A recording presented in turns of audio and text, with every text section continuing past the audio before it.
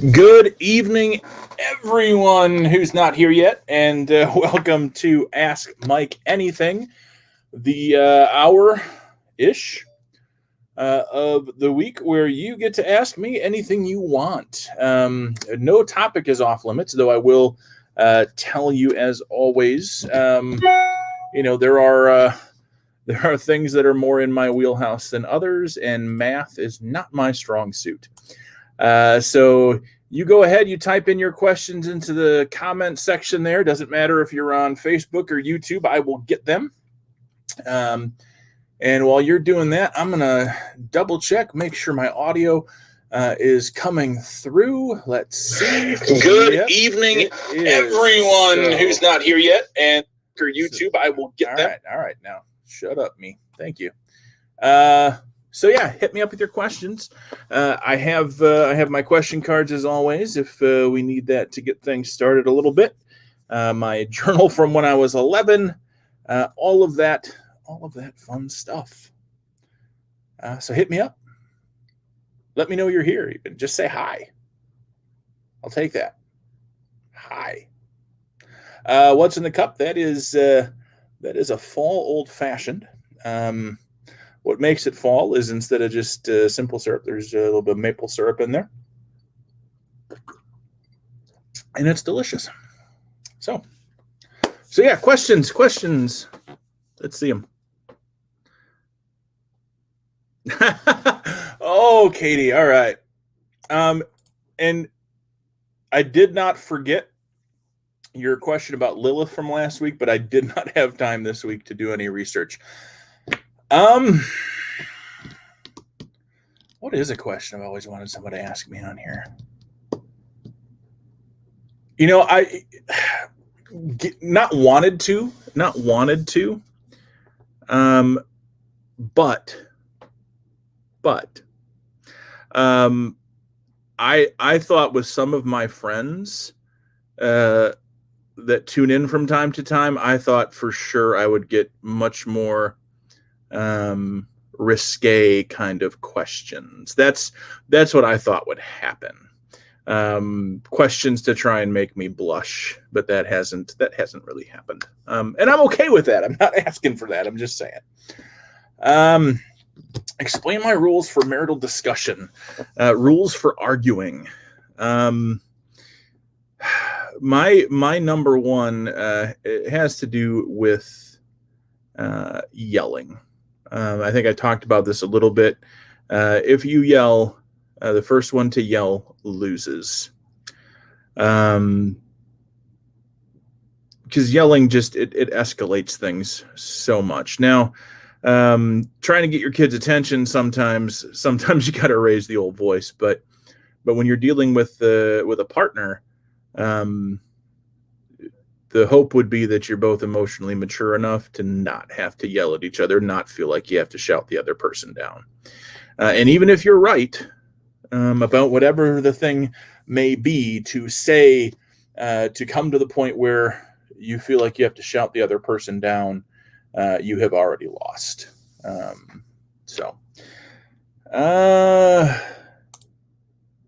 Interest in Midrash. What kind of interest, Jen?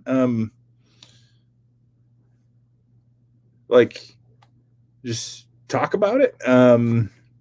Midrash has to do with how ancient Hebrews, or even modern Hebrews, understand their scriptures. It is the stuff between the lines, the interpretation of the things that get left out, the way things that are written are understood. Its commentary is probably the closest we can get to some of that. Is it just Jewish mythology? I don't know that I'd call it mythology. I mean, we categorize things that way. It can seem to diminish it. I don't think it. I think it's so. in the Wesleyan tradition, we talk about scripture, reason, tradition, and experience as the ways we understand and practice our faith. Okay.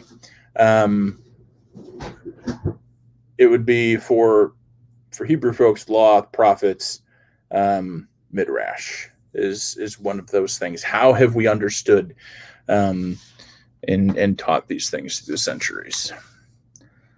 Have I ever lived in Grand Rapids or the surrounding area before? No. This is going to be our first jaunt over to the left side of the state for living purposes. We've been there, of course, for other things. Yeah. So I just got out of a meeting and we talked about some things. So, but we did Friday. We got to go over and check out the area, see the parsonage we're going to be living in, take tours of the churches we're going to be serving, and drove past what is our best guess at what the girls' schools are going to be. So you're just getting a little bit of the lay of the land there. How scary would it be if the program was called Mike Asks You Anything? As in you asking me anything? Isn't that what we do, Pops? How far did the disciples travel to preach back in the day? That is a very good question. Most of them didn't go very far. Most of them were Jerusalem in the surrounding area there. Paul, arguably the 12th disciple after Judas, went pretty far. For sure, we know he made it as far as Rome. I know there were plans and dreams of Spain. But Christianity obviously did spread throughout. There came, when big persecutions came, it dispersed Christians. They fled. They brought their faith with them, all over the world. So, good question, though. Paul, I think, is the one that went the furthest. If we're talking within that group of 12 that we tend to think of.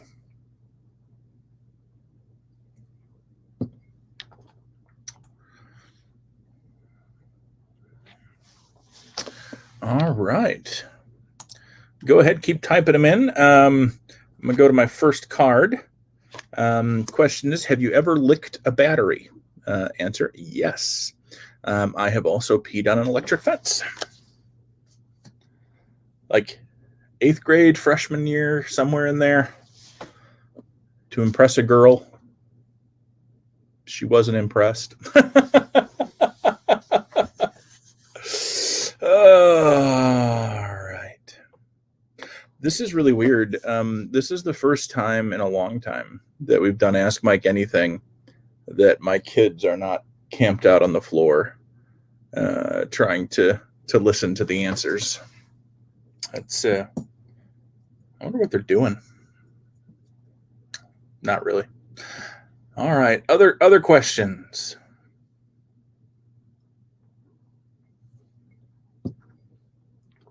All right, we'll do another card. What's the most awkward thing that happens to you on a regular basis? Awkward and annoying. I get interrupted a lot. I think part of the reason I enjoy this format as much as I do is because I don't really get interrupted. At dinner on a regular basis, we have all 5 of us sitting down to dinner at night. Me, Bree, Michaela, Braley, and my mom. And I will try to be talking about something, explaining something, trying to get an idea out. And either it'll be interrupted with something completely off the wall, or it is one of them trying to guess the end of my sentence, which is super annoying. Okay, I'm being told by StreamYard that they're having trouble streaming to Facebook. They are, of course, blaming Facebook. All right. It wants me to check Facebook to make sure my stream is working well. Let's take a look. Still good evening, everyone who's not here yet, and starting me at the beginning.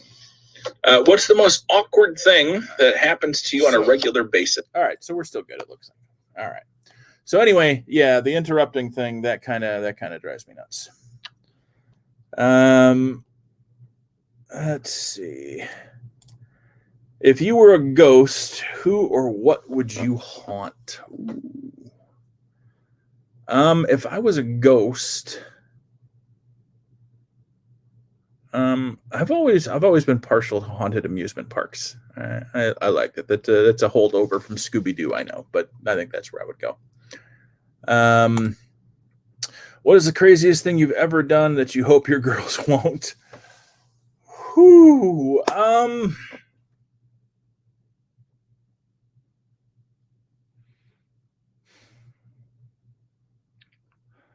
You know, I've made bad decisions in my day. Hung out with unsavory sorts, as it were. And I would hope they wouldn't make those kinds of decisions. But for the most part, I've enjoyed and I've loved my life. Even some of the hard parts have ultimately ended up as joys for me, at least through the learning process of things.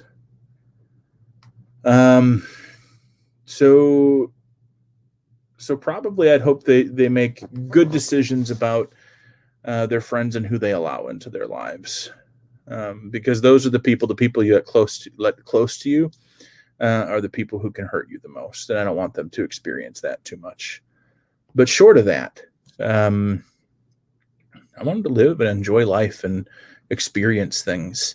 Grandma Kathy made falafel for Bree and I tonight, and Michaela really wants to go with us to the Holy Land the next time we go, when we can do that. And we told her that lunch, pretty much every day lunch, you get falafel of some type. And so Michaela had her first taste of at least Grandma Kathy falafel today. And she got it down. So there's that. But yeah, we want our kids to be able to experience and enjoy life. It's here to be enjoyed, and yeah, we hope that they do that, even beyond what I've been able to do.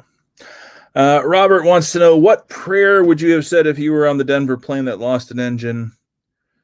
What's your first instinct have been, to pray or shout out an expletive?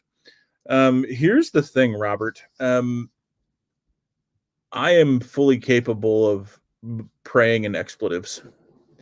And I don't think God really frowns on that, because our expletives are not really what I think God considers expletives. So, but honestly, it would have probably been a, oh dear God, kind of prayer. I don't know that it would have been a panicked prayer as much as it would have been just that quick, oh dear God, I can't believe this is happening. Protect us if this is our time to go.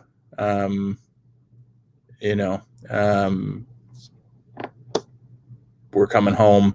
And then I'd be getting my phone out and videotaping the exploded engine if I was sitting someplace in which I could do that. So that would be that. Jan wants to know if our foreign exchange student is still with us. No. Iman left, I think, 2 years ago now. We have two little girls who are very loud, And for a student working on a master's degree with two little girls very interested in playing with her every minute of the day, it was not the most conducive study place for her. And so she wound up moving in with friends of ours in the neighborhood and finishing her master's degree. Last I heard, she was back as she had graduated and was back in Gaza with her family, and doing well from the looks of it. So, yeah, we are back down to 5 in the house. For a while, we had 7 people living here, our 5 plus 2 college students, and now we're down to 5. And I think it's a good thing. I honestly, like, I miss Kenny. I miss Amon. Love them both. Hope they're doing well. But to have 2 unrelated adults in the house and having to worry about quarantine and mask wearing and all of that stuff, and where do we go and how do we all that would have been very, very difficult. But yeah, she's doing well, at least from what I see on Facebook and Instagram. Rami Blystone. Do you see any parallels between what's currently happening in our world, i.e. politically and geopolitically and scripture? Of course. I'm a preacher, man. That's my bread and butter. If you're talking about is this the biblical end times? No. And we can have a conversation about that another time. But do I see political, geopolitical connections between our world and scripture? Absolutely. Absolutely. All over the place. So pick a political and geopolitical topic and we can discuss that.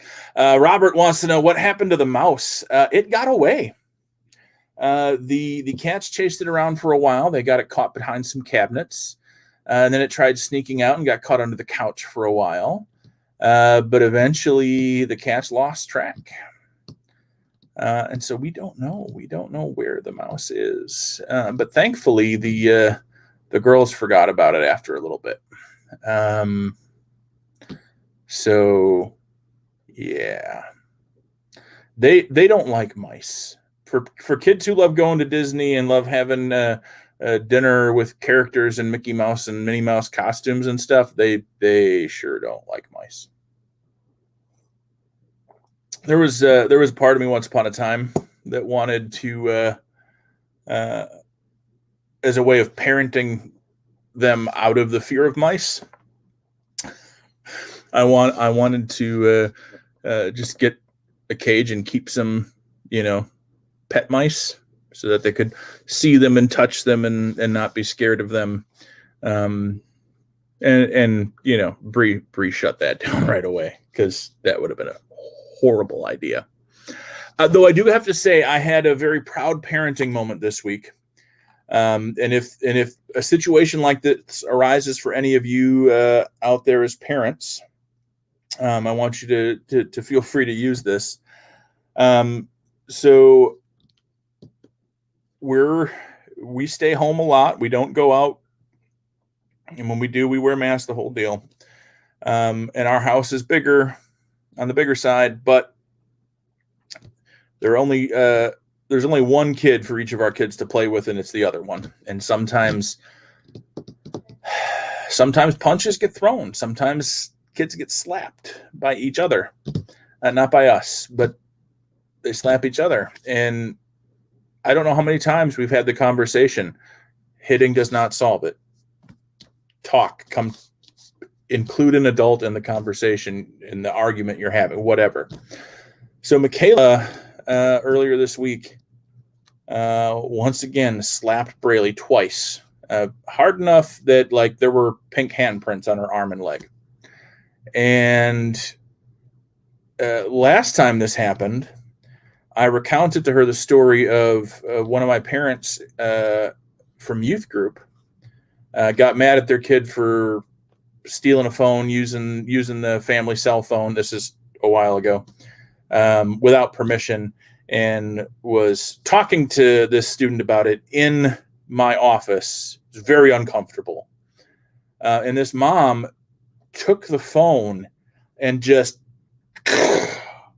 crushed it in her bare hands and like slammed it in my trash. And like the kid and walked out, and the kid and I were just like, that could have been your spine, dude. Anyway, I kept the phone. I hung it from a piece of fishing line from my ceiling so that it was always a reminder there.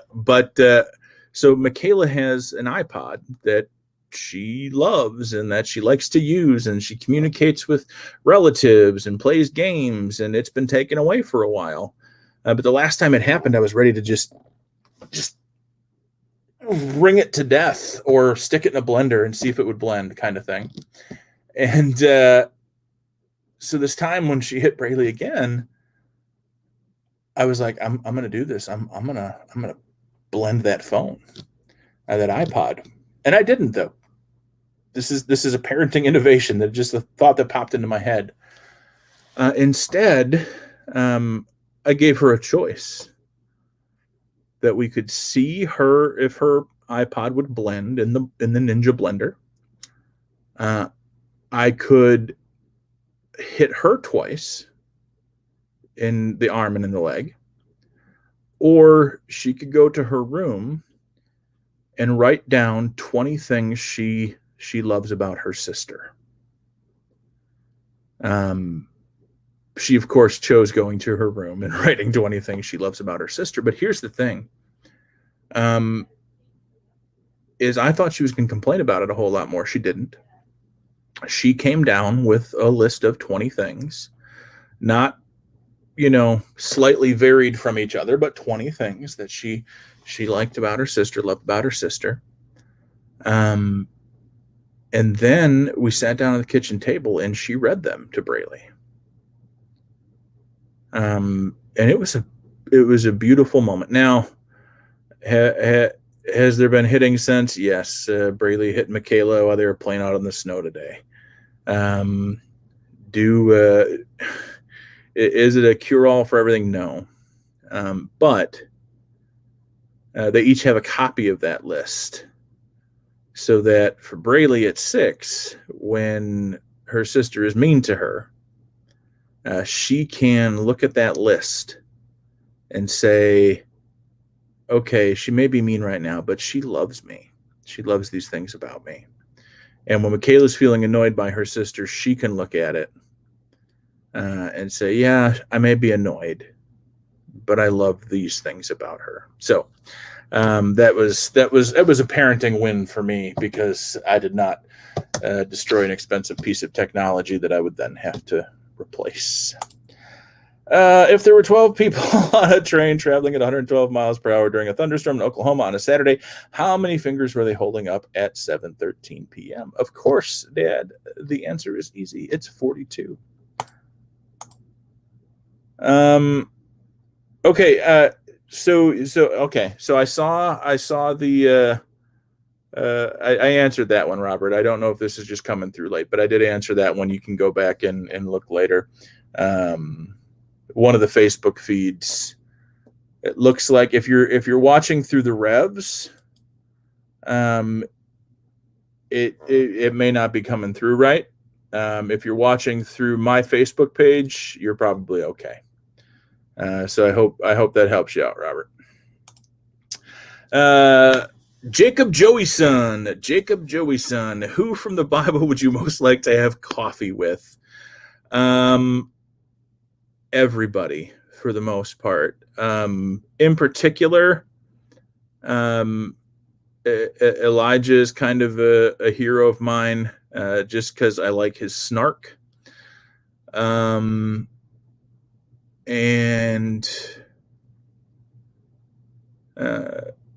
because I'm preaching on him this week, Samuel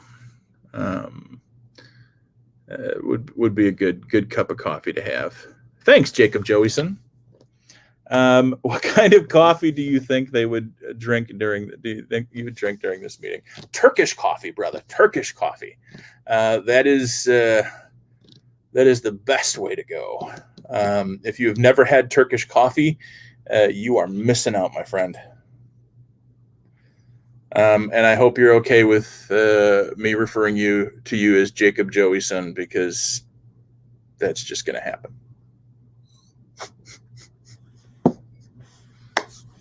All right. But no, for real, Turkish coffee is my favorite. I think the first time I had it was, like, knowingly, was in Egypt in 2017. Our bus driver, just the craziest, awesomest dude. The guy who, if you guys were listening a couple weeks ago, I told a story about he wanted my pants, that guy. Fatigue was catching up with me. We'd been out away from, like, I can't just pop in here and grab a cup of coffee. And I noticed he always had coffee. And I noticed he would open up a side panel on this bus, and he had a little propane stove in there with some bottled water, Turkish coffee, and a coffee making thing for Turkish coffee. And, like, he'd just make his coffee. And so I asked, I said, could I bother you for a cup of coffee? And, like, he would just make me coffee then. Turkish coffee. Love it. Love it, love it, love it. Now, when I make it here, if I'm just making one cup, I have the traditional little copper brass pot thing that you make it in, and the traditional little cups to drink it out of. But if I'm like, this is my caffeine for the day, then it's I'll make it in a French press, which is very multinational. Turkish coffee in a French press and all. Which biblical character do you relate best with?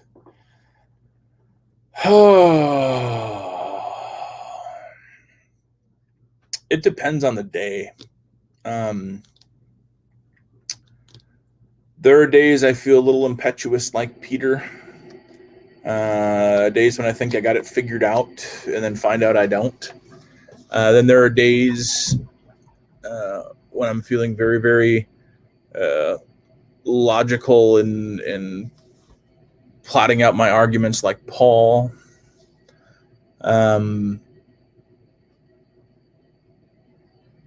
Of all of them, the hemming, the hawing, the great successes, the depths of depression, the pieces is probably gonna be the same as my first answer for the coffee question of Elijah. Just he was a very human prophet, and I like that about him a lot. So, not a whole lot of like, oh, he was so perfect. No. Just very much straightforward dude. Good question,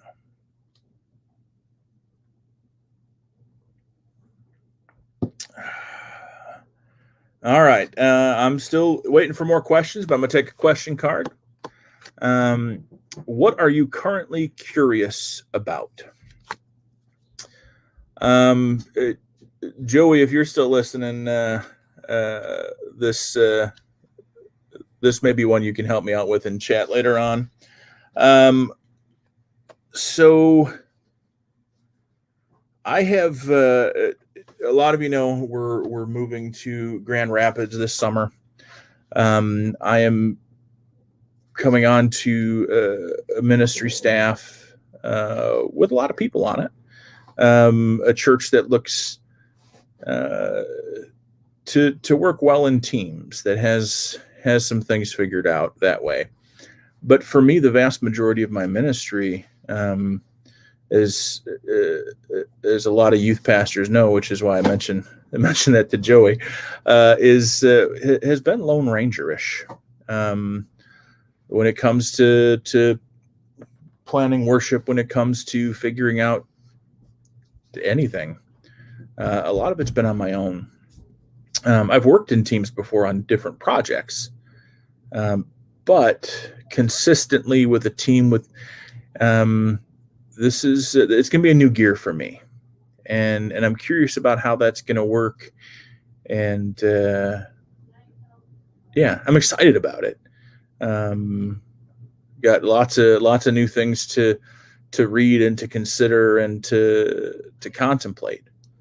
But I'm very curious about how that's going to work, because typically, typically I don't know anything really going into a new appointment. I know a few things about a few things, but I don't get to have contact with people now in the age of the internet, in the age of we're moving during a pandemic, and not able to actually be with people face to face. It's gonna be very different.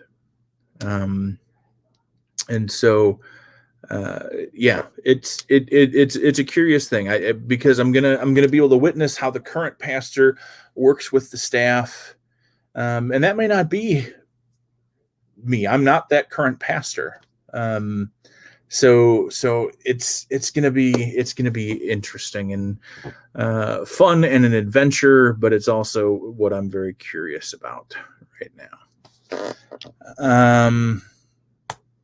What apostles would correspond to the Avengers? Let's see. I'm pretty sure Peter is Iron Man. Not as quick-witted as Tony Stark, but just that leap first and ask questions later kind of mentality.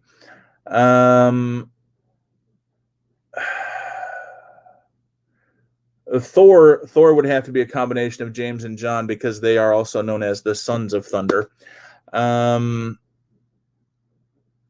Let's see. I would probably pick Judas as the Hulk, not because Judas ever hulked out, but because early on in the Avengers, when the Hulk hulks out, he doesn't care who gets in his way, right? And let's see, Captain America, that would be tough. I'm just going to pick Andrew for that, because I have to.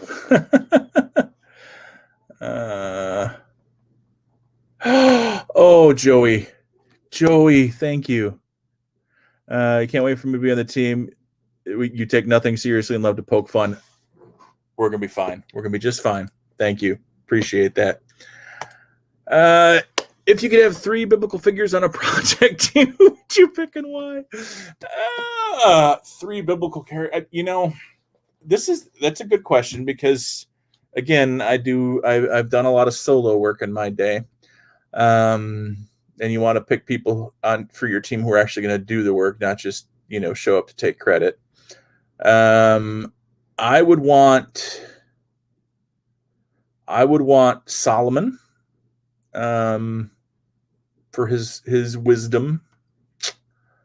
I would want Joseph, not Jesus' stepdaddy, but Joseph, Old Testament, second in Egypt next to Pharaoh, and probably Elijah again. Seriously, if you guys do a character study on Elijah. Actually, all you need to do is go see Elijah in the Prophets of Baal, that whole thing on Mount Carmel, and listen to his snark and sarcasm and his picking on them. I love it. It makes me happy. So that would be my team. That's a good team. All right. This is a would you rather card. And go ahead, keep typing questions. But would you rather your fingers always feel sticky, or your throat always feel itchy? I'm gonna go Throat Always Feel Itchy. It's tough because I like to play guitar and sing, but probably like the tactileness of that would get old fast. A scratchy throat, I think I would get used to more. Yeah. All right. More questions.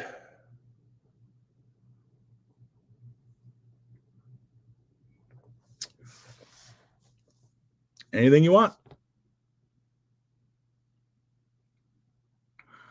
All right. While you guys are thinking about questions, I'm going to jump to my journal from when I was 11. December 9th, 1990. I am old. I am sorry I haven't been writing in my journal, but I've been too busy and grumpy. But the days I didn't write, I was at the Boys and Girls Club or at my grandma's. I'm in the candy bar sale. I got my organizer today. Today I got a new pair of shoes, and they are neat. They're for basketball. Tomorrow at 6 o'clock, my basketball team plays Lena. P.S. I hope we win. P.S.S. I am really sorry I haven't written. P.S.S.S. The Packers lost the game today at a score 20-14. And P.S.S.S.S. My dog Captain might die. December 10th, 1990, I went to school at 5 p.m. and at 6 p.m. I played my first basketball game against Lena and won. The score was 21-6. My dog is looking better, but he bleeds once in a while. The reason he is dying is his kidney and liver won't work. December 11th, 1990, my dog is looking great, but is still bleeding. I'm really worried because I won't know what to do if he dies. P.S. I love Captain a lot. P.S.S. I found out a girl likes me, and I like her too. And then I crossed it out because it wasn't true. What it meant to 11-year-old me, what it meant if I say in my journals that a girl liked me, what it meant is she talked to me and was not mean in what she said. That's how you interpret that. December 12th, 1990, today my dog was put to sleep because he was in a lot of pain. His liver and kidney stopped working and he couldn't walk. And if we didn't put him to sleep, he would have died by tonight. So now it is 10:15 p.m. and I'm still crying. I started crying at 3:15 p.m. I kept very meticulous track of such things. And I haven't stopped. P.S. I miss my dog Captain. We called him Captain. I called him Captain Cave Mutt. P.S.S. I really love him. This page is dedicated to Captain Cave Mutt, my dog who died when I was 11 years old. I remember sometimes I had lots of fun with him. One was when my dad stepped in his dog poop and jumped sky high. Another was when he played tug of war with me and we used an old sock and tied a knot in the middle.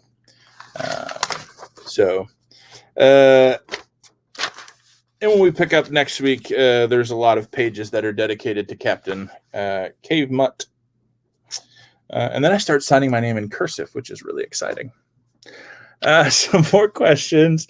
Katie asks, what animal are you most afraid of? Like I'm walking down a dark alley and something comes out at me in the wood. I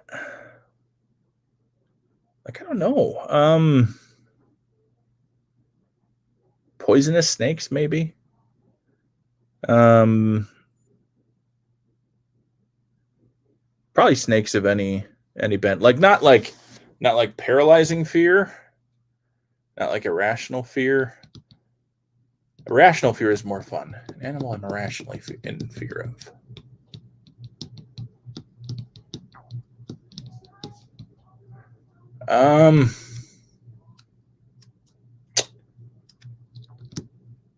Yeah, nothing coming to mind.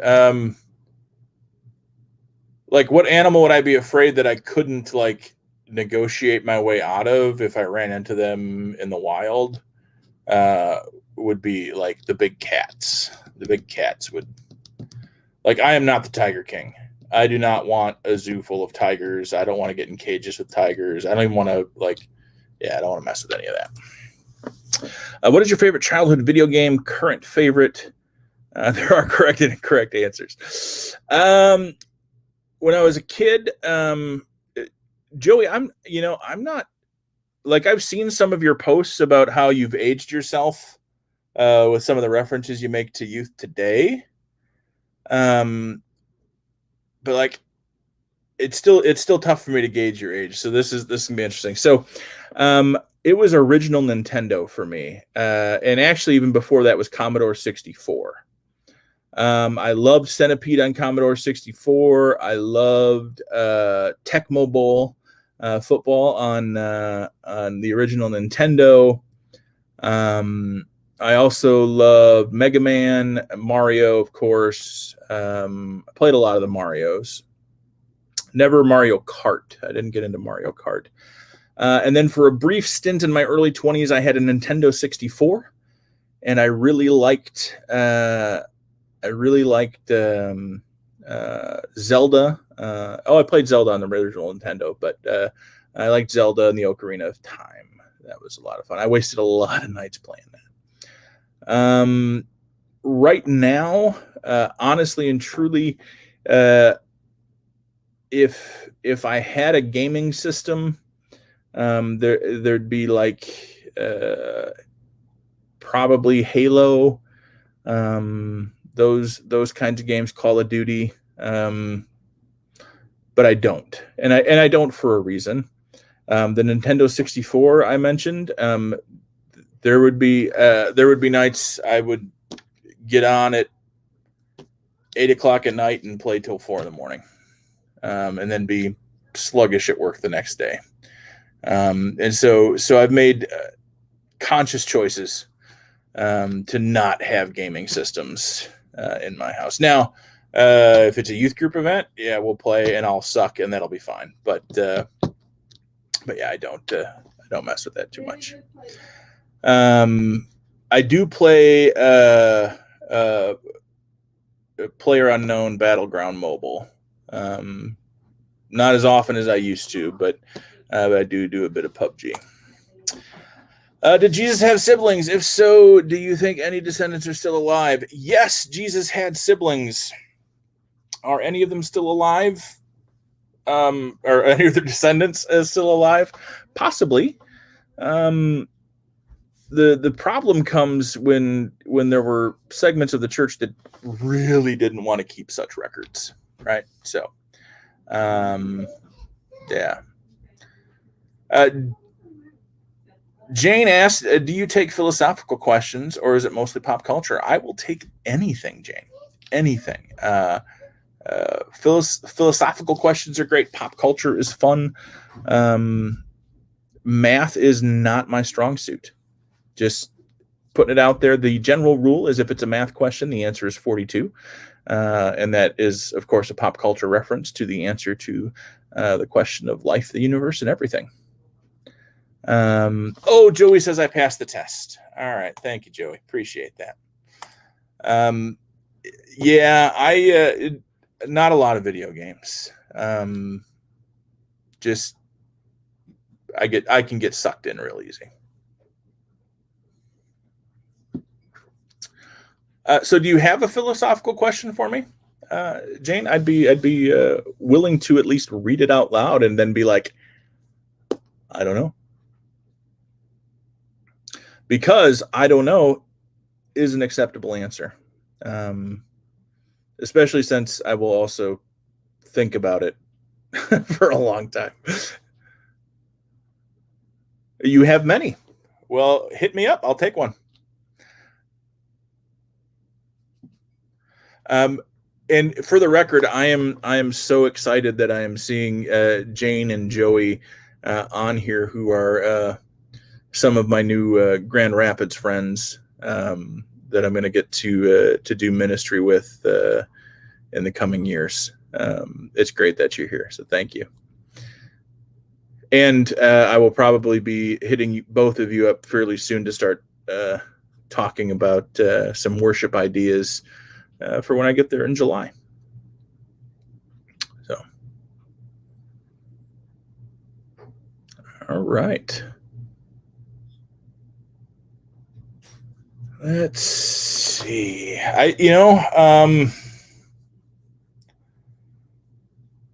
One of the things we're doing right now, and I just want to put this out there for folks, is as people may be typing in questions, is one of the questions I've been dealing with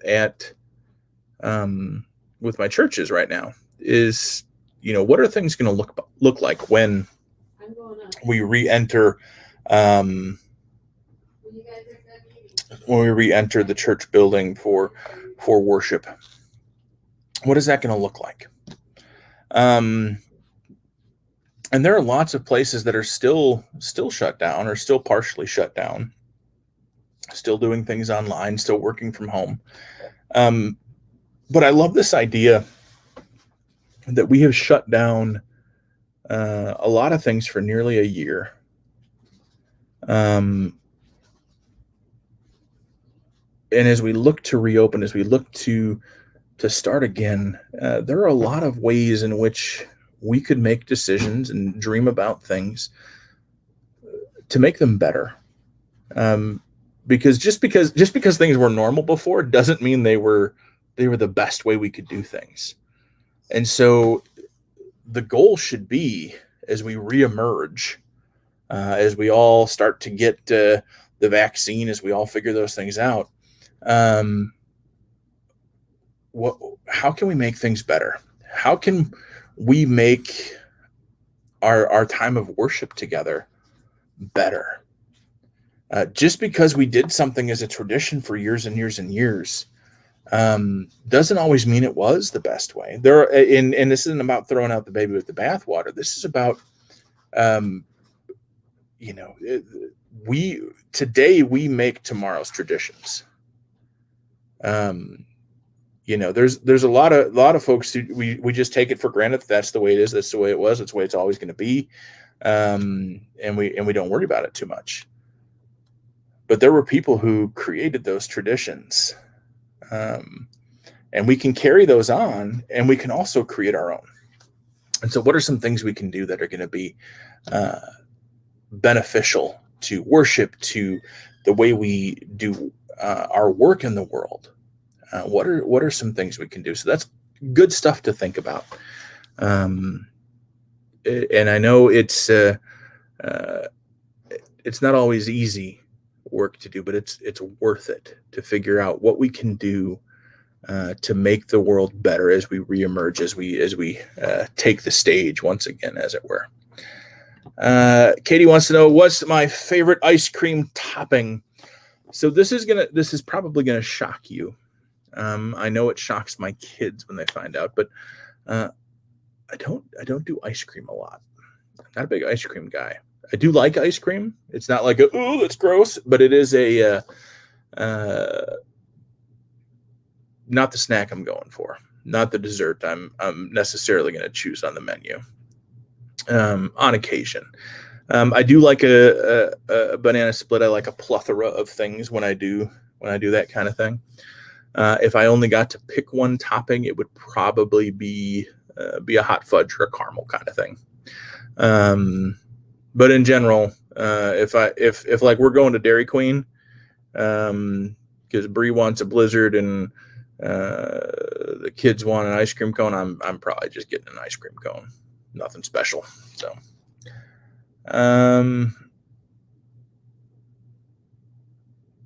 all right. When you were a kid, did you eat the crust on your sandwich or not? Of course I did. So here's what I was told. This was the thing I believed about the crust of the sandwich. I know now, okay, so it's not like a scientific fact. But I was told that the crust of the sandwich, eating the crust of the sandwich, helped to improve your singing voice. And I loved to sing. I still love to sing. And so I had no problem eating the crust of the sandwich because I believed. I also believed that singing was praying twice, and that the crust of the sandwich would help me sing better, which would help me pray better. So of course, yes, I ate the crust. And I'm pretty sure that, like 99.9% sure that was just some line I was told. So, in an official zombie apocalypse, what is your weapon of choice and preferred location to survive that would be realistic to get to? All right, so weapon of choice is going to be a bladed weapon, a sword, preferably two-edged, double-edged, because you don't have to reload a sword. And where be a preferred location to survive? It would definitely be in this northern region, not near a major city. Right now, like if my mental bug out location, and they don't know this yet, is my in-laws' house because it's out in the middle of nowhere, with the ability to see around for a long ways, and my father-in-law has, guns. in an official, actual, factual zombie apocalypse, that would be the deal. And the reason I would want to stay north, and that would actually be north of here, is because I don't care how reanimating the zombie apocalypse is to dead bodies. The cold weather will slow them down. Yeah. So,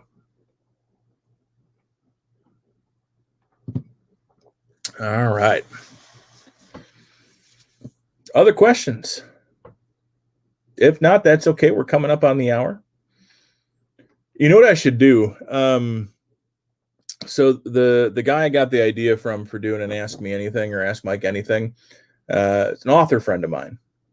And he gives away like he writes books and has people give him books and things, and so like he gives things away. Maybe I should do a giveaway. That's what I'm thinking. Like best question gets a giveaway. So, all right, Jane has a question. It says, can religious experiences happen in secular realms? In other words, can the sacred exist as a phenomenon outside of religion? What is sacred in the public realm of the common good? So short answer, yes. Religious experiences can happen in secular realms. Can the sacred exist as a phenomenon outside of religion? Yes. Sacred, there are things that we consider sacred. Okay. But having a religious experience, having an encounter with the divine, it does not have to be in the context of religion or religious service. You can experience God outside of Sunday morning. You can experience God outside of a particular sacred place. One of the things I've talked about before on here is one of the most divine encounters for me happened at a Jewish holy site. Now it's kind of half a step away from Christianity, but it still happened. Another happened at a site that wasn't even a Jewish holy site. That was just the ancient location of the city of Armageddon, the Tel Megiddo in Israel, and it was an experience of the divine presence. So can those things happen in secular realms? Yes. And the reason that can happen is because we are the ones who make the divisions between sacred and secular. We make those divisions. God, I don't think God sees divisions of I don't think God pigeonholes This is sacred. This is secular. I think for God is all sacred. So that's my 2 cents on that. Karen wants to know if I've ever had an out-of-body experience. I think so. And it could just be a recurring dream. And I know there's a phenomenon. What I'm about to tell you is a phenomenon that other people have experienced, and in a totally, I think, explainable scientifically way. But I have had the experience where, like, I'm falling asleep, but I'm not asleep. But I feel like my body is paralyzed, and I'm pretty sure, like, it's some type of alien thing, right? I know it's not. I know it is. It is something that happens in between being asleep and awake. I know it's a thing, but there have been times where that has felt kind of out of body to me. Is all I'm saying. Do I have any fun facts? Not really. Not off the top of my head. Apparently, I read this morning on Fun with Faith that tears, the tears of women, do not, the scent of them apparently do not draw empathy from men. What the smell of the tears of women does to men is decrease sexual arousal and testosterone. That is not a fun fact. That is a very weird thing if it's real. So yeah, I don't know. Do plants feel pain? I think. Like, I've seen some of the stuff where, like, you play music and plants do better. You talk to them, whatever. But I think so. Maybe not in the same way we experience it. But I have to think if there's life, if there's one constant to life, and there's more than one, but if there's one that connects us, I think it's pain. I think it's suffering of some type. But that also means I think they can feel joy to some degree. So. All right. Well, we are coming up on the hour. Jane, I hope that helped with your philosophical question. It was a great question. And we will be back next Monday at 7:00 for more Ask Mike Anything. And you can get me your questions in advance if you like. And Katie, I have made yet another note for me to see if I can find some stuff on Lilith for you. So, yeah. Bree and I are on Monday through Thursday with Fun with Faith at 10 a.m. That's our devotional discussion of the scripture for the day. So please join us for that. Thursday at 6:30 is our concluding Zoom Bible study of the book of Jonah. We'll be looking at Jonah chapter 4. You can join us. You don't have to have... you don't... Sorry, Joey. I love that. Thank you. I'll take it, Jacob Joeyson. So you can join us at bit.ly/Zoom Jonah. We'll get you in there. You don't have to have been there for the first 3 in order to engage in that conversation. So come and enjoy that time together. And then worship 11 a.m. With me, 9:30 with Pastor Bree. And know that we love you, and more importantly, God loves you, and there's nothing anyone can do about it.